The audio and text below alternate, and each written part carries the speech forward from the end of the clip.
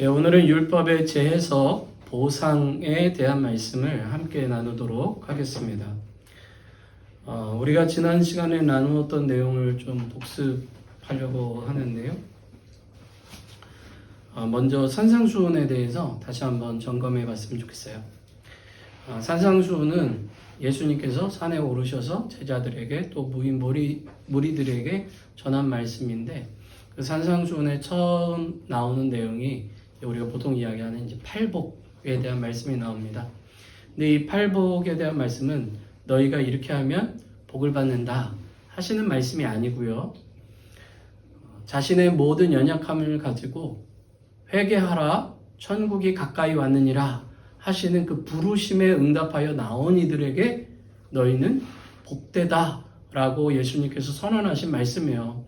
그러니까 여러분들이 교회에 나올 때 내가 가서 뭘 해야지 구원을 얻는 것이 아니라 우리를 부르시는 주님 앞에 응답하는 것, 거기에서 구원이 시작이 되고 주님께서 우리를 부르시는 겁니다.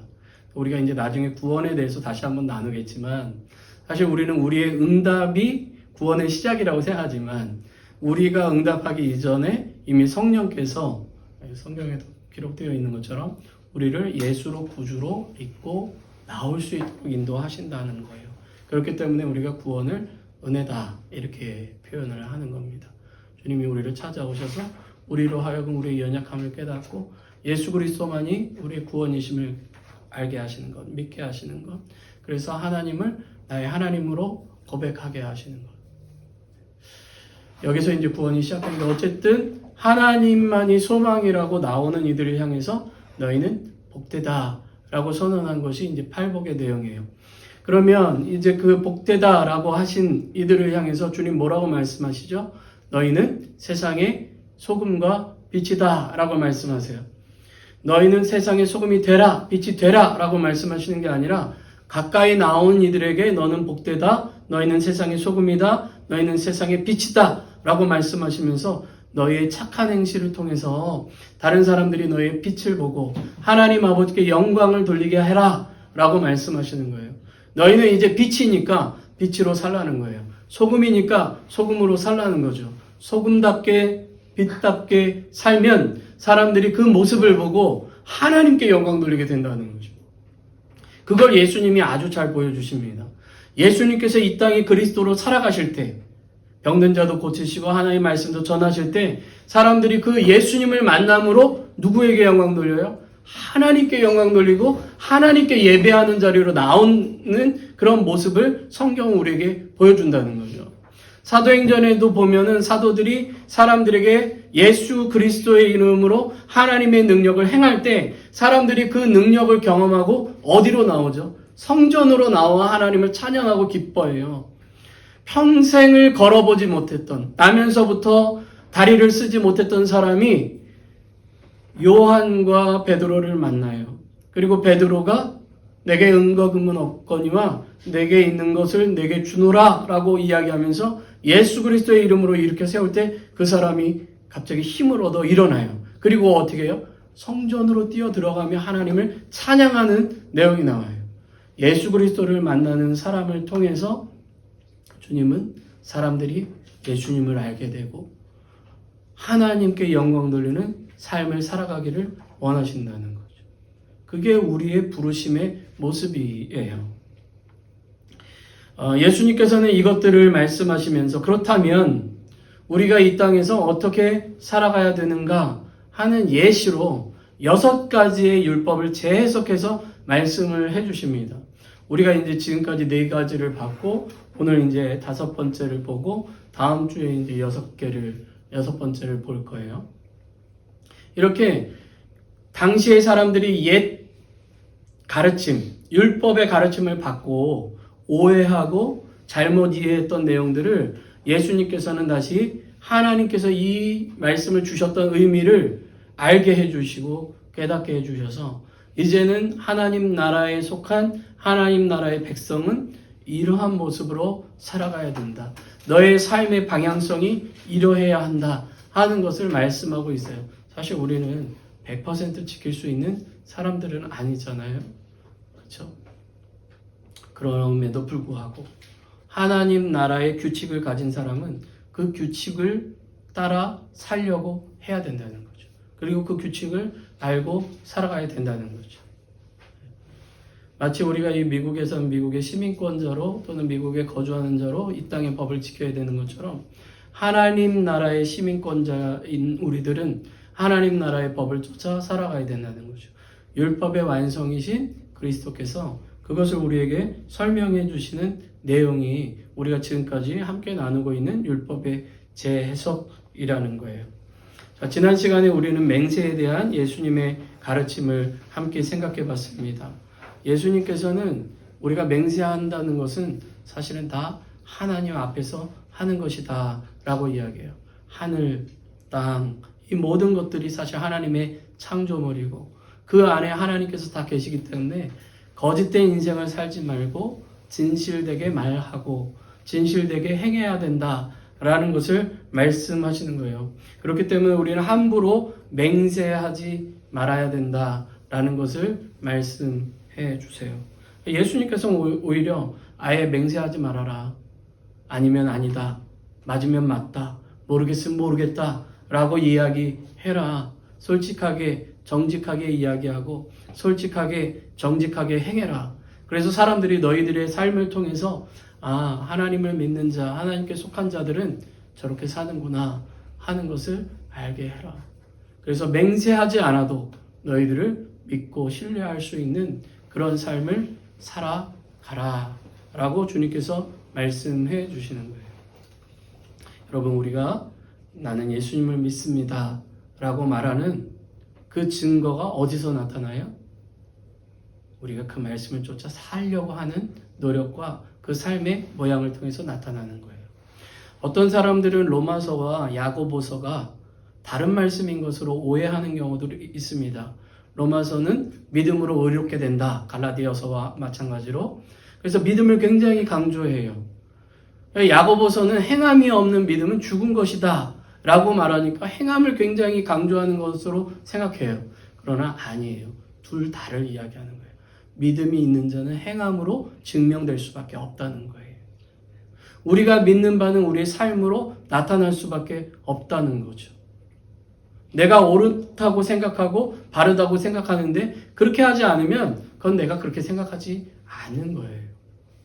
우리가 예수님이 주님이시고 예수님을 따라야 한다고 생각한다면 그 예수님께서 걸어가신 길을 따라가려 하는 거죠. 때로는 삐끗하기도 하고 때로는 잘못 알기도 하지만 다시 주님 바라보고 다시 주님을 향해서 나아가는 그 삶을 통해서 드러나게 될 수밖에 없는 거예요.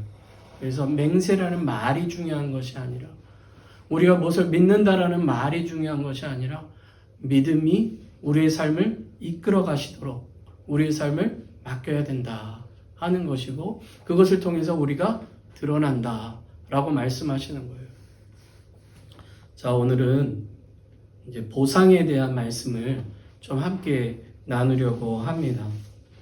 본문 38절은 출애굽기 21장 24절에 나오는 사람이 서로 싸우다가 해를 당한 경우로 그것을 어떻게 보상해야 되는가 하는 것에 대한 규례예요. 이 규례는 굉장히 중요해요. 그래서 레위기 24장 20절과 신명기 19장 21절에도 반복해서 나오는 거예요. 제가 지난번에도 말씀드렸지만 성경에서 반복이란 강조예요. 성경에는 이 영어처럼 크고 더 크다라는 의미의 이 표현이 없어요. 그럼 그거를 어떻게 하느냐? 반복을 통해서 이야기하는 거예요. 크다 이러면은 더 크게 얘기를 하는 거예요. 그래서 어떤 사람이 부자다 그러면 우선은 되게 부자라는 얘기예요.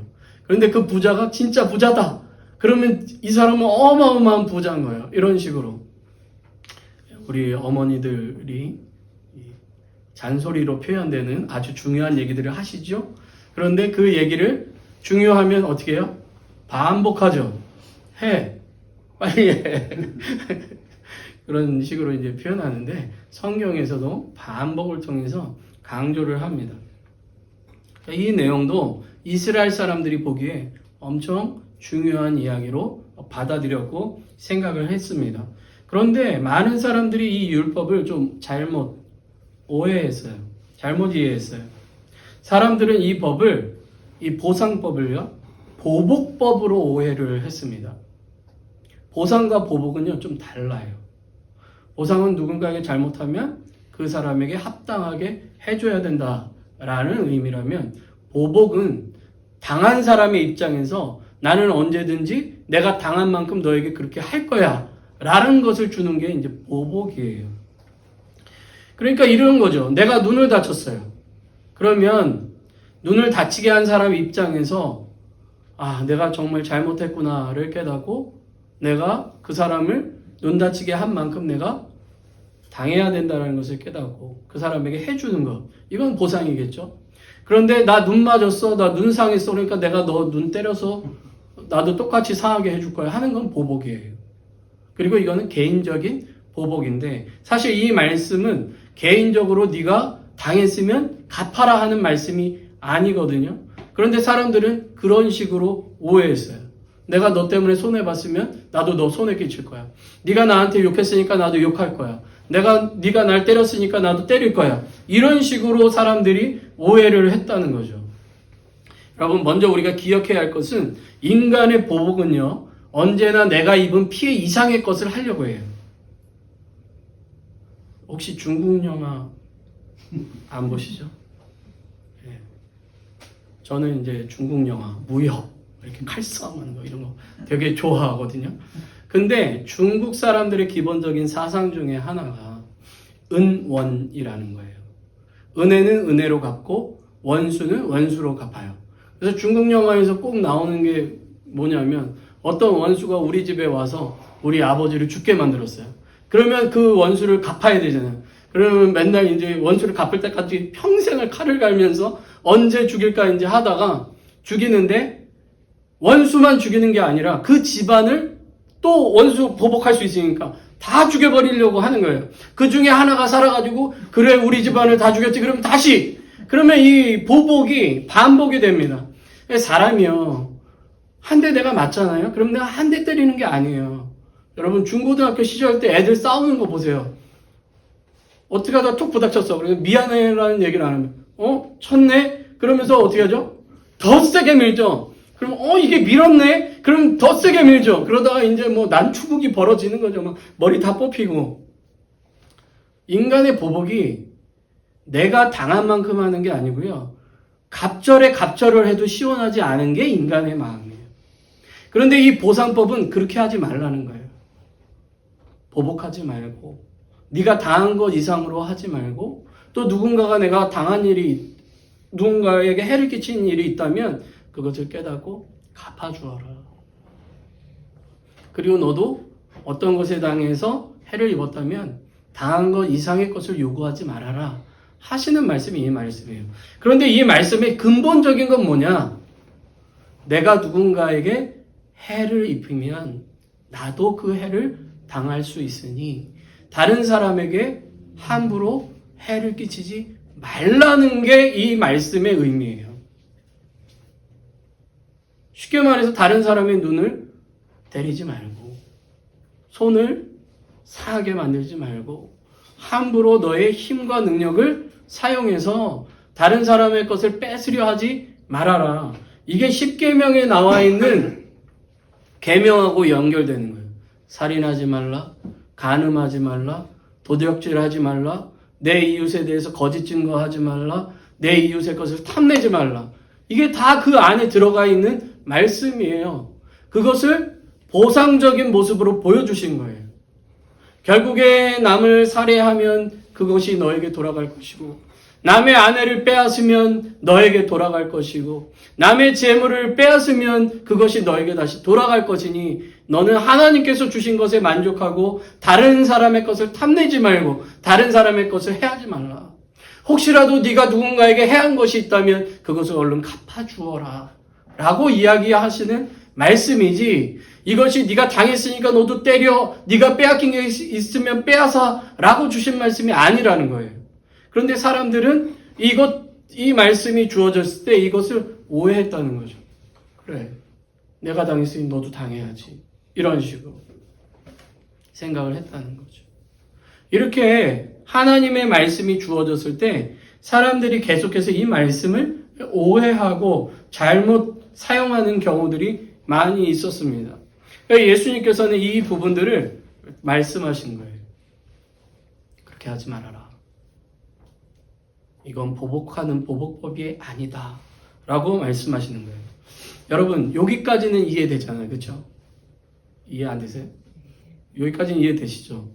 하나님께서 원래 이 법을 주실 때 다른 사람을 해하지 말라고 주신 것이고, 내가 만약에 손해를 받았다면 내가 손해받은 것 이상의 것은 받으면 안 되고, 또 그걸 요구해도 안 되고, 그렇게 상대방을 다시 해야 하는 일이 생기면 안 된다. 여기까지는 이해되시잖아요. 그렇죠? 그리고 받아들이실 수 있겠죠? 이 정도는. 안 돼요? 2배로 때려줘야 돼요. 그래야 속 시원하세요? 그런데 예수님께서 말씀하신 게 여기서 끝나지 않는 게 문제예요. 예수님께서 오늘 뭐라고 말씀하세요? 악한 일을 대적하지 말라고 말씀하시는 거예요. 이게 진짜 어려운 거죠. 이 뒷부분이 어려운 거예요. 보복하지 말아라, 다른 사람을 해쳐서 안 된다 라고 말씀하시는 것을 넘어서서 말씀하시니까 이게 우리가 참, 그럼 뭐야? 그리스도인들은 바보야? 막 때리면 때리는 대로 맞아야 돼? 뺏기면 뺏기는 대로 살아야 돼? 하는 그런 생각을 사실 하게 돼요. 나는 도대체 언제까지 참아야 되나? 이런 것 때문에 가슴 뒤집히고 속 뒤집힐 때가 있지 않습니까? 없으십니까? 이것들이 받아들이기가 사실은 어려운 말씀이에요. 오늘 성경 말씀을 보면 오른뺨을 맞으면 왼뺨을 돌려대라 이렇게 말씀하시죠. 여러분 한번 이제 휘둘러 보세요. 손을. 내가 오른손을 보통 오른손잡이가 많죠. 그리고 이때 당시엔 더 그랬어요. 만약에 오른손을 휘둘러 가지고 상대방의 뺨을 때리면 어디가 맞을까요? 오른쪽이 맞을까요? 왼쪽이 맞을까요? 왼쪽이 맞아요. 네.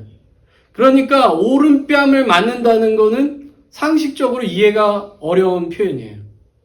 왜냐? 보통 사람들이 날리면 라이트 훅을 날려서 왼쪽에 맞게 되기 때문에 이게 잘 되지 않는 내용이에요. 그러면 어떻게 때려야지 오른쪽 뺨을 맞아요? 손등으로 반대쪽으로 날려야지 맞을 수 있는 거예요. 근데 이게 이때 당시에 굉장히 모욕적인 행동이라고 이야기를 해요. 그러니까 이건 단순한 폭력을 이야기하는 것이 아니라 나를 무시하는 사람에 대한 것을 이야기하는 겁니다. 나를 멸시하는 사람, 나에게 모욕을 주는 사람을 이야기하는 거예요. 그 다음에 나오는 게 뭐죠? 고발한 후에 속옷을 가지려고 하는 것에 대한 이야기잖아요. 속옷을 빼앗는다는 건 뭐죠? 수치를 주겠다는 겁니다. 동일한 내용이에요. 나에게 수치를 주려고 하는 사람. 그 사람에게 어떻게 하래요? 겉옷까지도 주라는 거예요. 속옷 빼앗기는데 겉옷까지 주면 이 사람은 어떻게 되는 거죠? 완전 벌거벗겨지는 걸 이야기하는 거죠. 자, 억지로 오리를 가게 하는 것. 오리가 어느 정도죠? 우리가 보통 이제 심리를 4kg라고 이야기를 합니다. 어렸을 때 이제 보통 우리가 심리도 못 가서 발견하는. 근데 어쨌든 심리가 4kg니까 오리면 2kg 정도 되는 거죠. 근데 이게 이제 그 영어 성경에서는 마일로 표시가 되어 있을 거예요, 아마. 주석을 찾아보니까 그렇게 표현되어 있어요. 이거는 이제 당시에 로마 군인이 이런 권리가 있었다고 해요. 내가 짐을 지고 가다가 무거워, 힘들어. 그러면 어떻게 하냐? 지나가는 일반 민간인을 붙잡아가지고 너 내 짐 들고 가 해가지고 갈 수 있는 거리가 어디냐? 이게 오리라는 거예요. 1마일. 1.6km 정도를 가지고 가게 만들 수 있는 거예요. 그런데 예수님께서는 뭐라고 말씀하세요? 야, 심리. 1마일 더 가져가. 1.6km 더 가져라. 하는 이야기를 합니다. 그런데 사람들이 이것을 그냥 힘에 굴복하는 거로 표현할 수도 있겠지만 예수님께서는 오히려 적극적인 저항을 보여줘라 라고 말씀하시는 것으로 성서학자들은 해석해요. 여기 있는 이 세 부류의 사람은 다 연약한 사람이에요. 세상의 강력한 힘으로 너희를 억누를 때 그 수치당한 자리에서 그냥 있는 것이 아니라 오히려 적극적으로 그 사람들에게 사랑을 행함으로 인해서 그 사람들이 이 세상의 법칙을 부끄럽게 만들라는 거죠. 세상의 사람들은요, 돈이 있으면 그게 힘이 돼요. 특히 요즘 같은 세상은 더 그렇죠. 돈이 곧 파워예요. 그걸로 높은 자리도 갈 수 있잖아요. 그리고 조금 돈이 있으면 가난한 사람들 아주 무시하잖아요. 예전에 혹시 뉴스에서 그런 거 보셨는지 모르겠지만 한국 뉴스, 아이들이 놀이터에서 노는데도 잘 사는 아파트, 주공 아파트 이런 게 이렇게 딱 있으면 이쪽에 사는 애들은 우리 놀이터를 쓰지도 못하게 하고 거기를 통과도 못하게 해요. 학교도 분리해서 잘 사는 아이들이 사는 학교, 못 사는 아이들이 사는 학교가 구분될 정도. 제가 예전에 괌에 있을 때 한국에서 어떤 초등학교 한 3학년 정도 된 아이가 이렇게 유학을 왔어요. 그래서 우리 교회 와가지고 다른 애들이랑 이렇게 막 놀다가 점심시간이에요.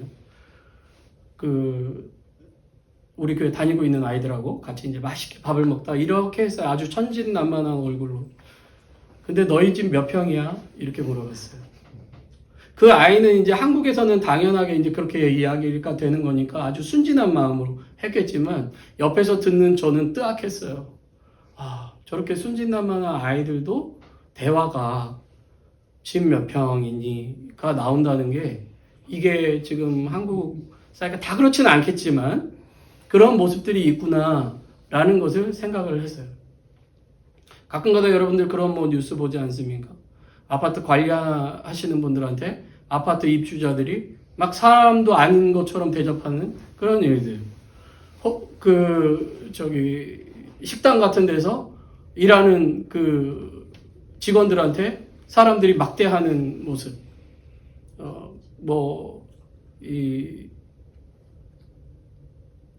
백화점 같은 데서 VVIP라고 하시는 분들이 이렇게 거기서 일하는 직원들을 마치 시녀들 대하듯이 하는 모습.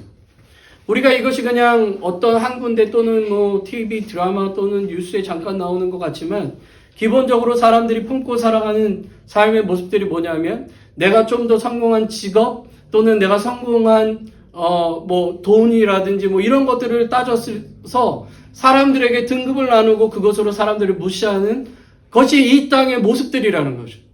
당시 로마 같은 경우는 자신들의 군사력으로 어디든 쳐들어가고 어디든 거기에서 짓밟히는 사람들을 무시하는, 그래서 그 당시에 유대도 동일한 어려움을 겪고 있는 그런 세상 속에 살고 있는 거예요.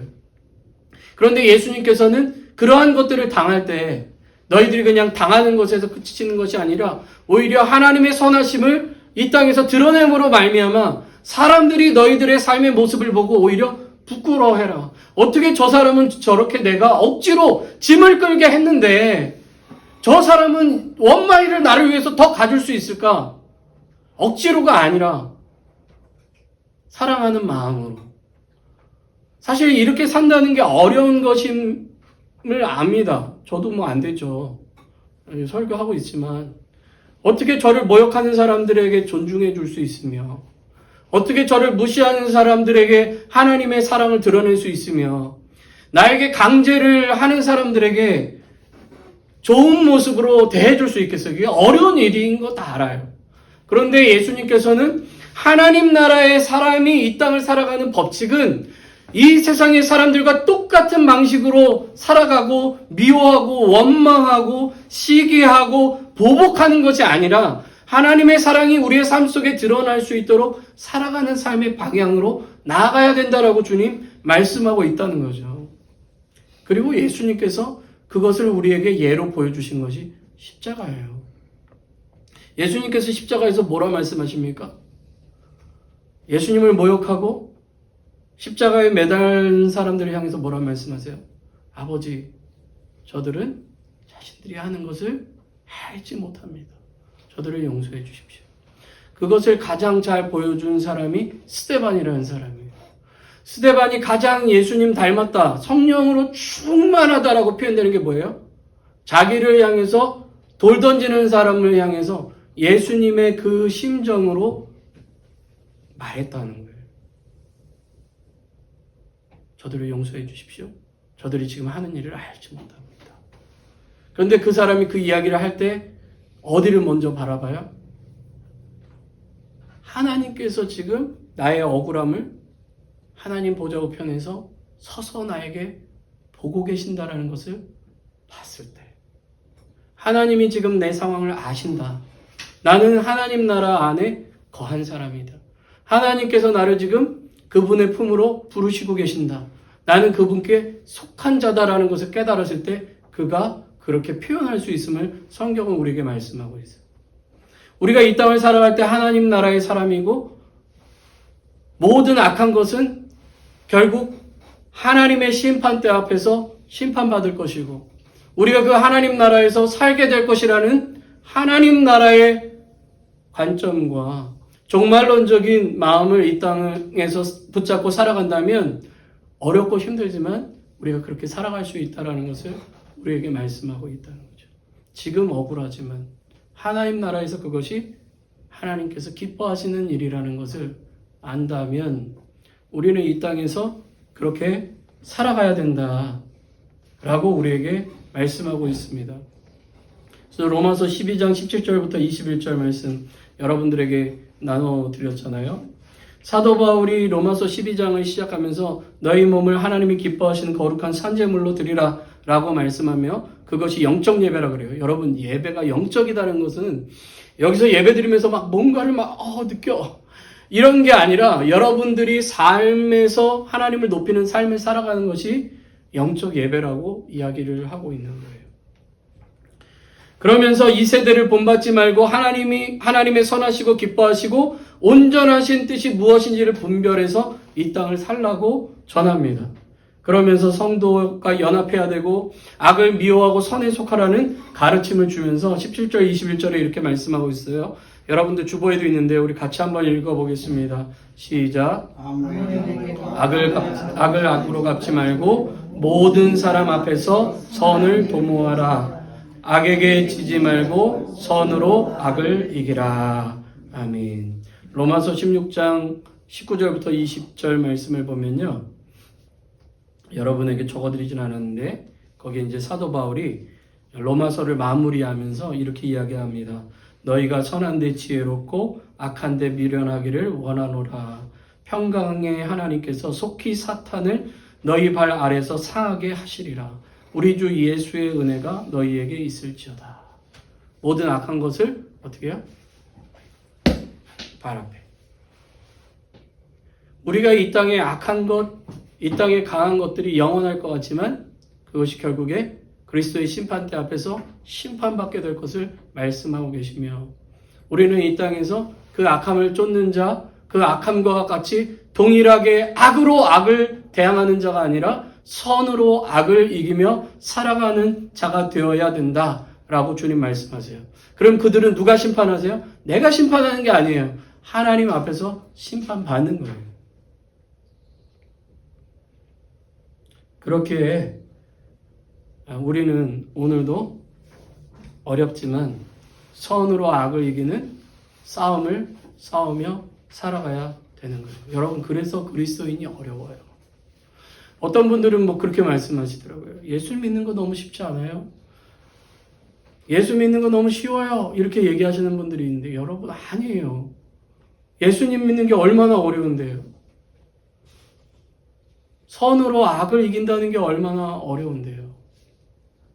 오늘의 억울함을 붙잡고 하나님 나라를 바라본다는 게 여러분 쉬운 일이 아니에요. 날마다 그 훈련을 하지 않으면 우리는 쉽게 넘어질 수밖에 없는 사람들이에요. 그렇게 날마다 주님 바라보고 날마다 주님 의지하고 하나님 오늘도 주님 도움 없이는 살 수 없어요. 이 세상을 살아가는 동안은 내 힘을 의지할 수 없어요. 주님 이라고 고백할 수밖에 없는 게 우리들이에요. 그렇게 오늘도 나를 복되다라고 말씀하시고 나에게 너는 세상의 소금이다 빛이라 라고 변화시켜 주신 주님을 의지해야 되는 거예요. 그렇지 않으면 우리는 언제든지 이 보복법에 빠져서 이 세상의 방식으로 악으로 악을 대항하려고 할 수밖에 없는 것이 우리들입니다. 여러분, 평강의 하나님께서 사탄을 우리의 발 앞에 상하게 하실 것을 믿을 때 우리는 모든 악으로부터 주님을 붙잡게 됩니다. 지금도 그 주님이 내 삶을 인도하시고 하나님 나라로의 삶으로 이끄신다는 것을 믿을 때 때로는 억울하고 힘들지만 우리는 악을 선으로 대하며 살려고 노력하게 되고 그렇게 살아갈 수 있게 됩니다. 여러분, 오늘도 주시는 말씀을 기억하시면서 우리의 일상이 때로는 힘들고 어려울지라도 나의 힘 되시고 나의 능력이 되시는 그리고 나를 구원하신 주님 바라보면서 악을 악으로 대항하는 삶이 아니라 선으로 악을 대하며 빛으로 소금으로 하루를 살아가는 저와 여러분 되시기를 주님의 이름으로 축복합니다. 아멘.